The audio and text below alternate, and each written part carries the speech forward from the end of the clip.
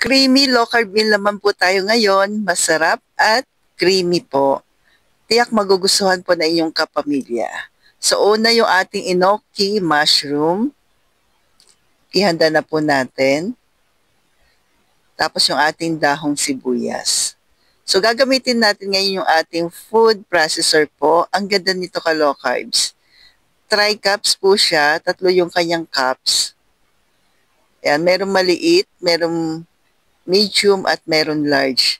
So, hindi katulad nung dati kong ginagamit na ang laki-laki, yung maghihiwa ka lang ng sibuyas bawang na gagamitin mo po. Ngayon, kahit ito maliit lang. Yan. Ang maganda din dito, cordless. Yan. So, try natin sa ating bawang. Tapos, hahanap ka pa ng saksakan ng kuryente. Kaya, ang ganda nito natuwa ako dito dahil hindi mo na kailangan ng cord. Pag i-charge mo lamang po. So, ang bilis. Then, mag-isa na po tayo ng sibuyas at bawang. Pero yung bawang na chinap natin na maliliit, ginamit ko po yun doon sa peanut sauce. Kung naalala nyo po, meron akong recipe na low carb shabu-shabu. Tapos ito po yan, tomato paste, tapos may maliliit din na bacon slice na beef. Nilagyan natin ng asin at paminta. Hinati ko po ito, tapos yung kalahati nilagay natin doon sa shabu-shabu po na ating low carb version. So, ito yung kalahati. Nilagyan ko lang ng konting tubig, tapos ito po yung ating beef at yung ating mushroom po.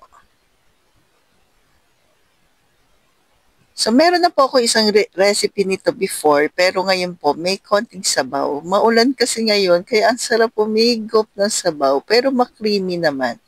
Then, asin at konting paminta lang. White pepper po yung ginamit ko po dito po. Yan. By the way doon sa mga oxalate sensitive po, mas okay sa inyo white pepper. Tapos low carb cheese ng Grindahan, cheddar cheese. Yan. Nag-add din po ako ng mozzarella cheese ng Grindahan din. Tapos pakuloy lang natin, dahon sibuyas uli sa ibabaw. Then, ito na po, ang napaka-creamy po na beef mushroom.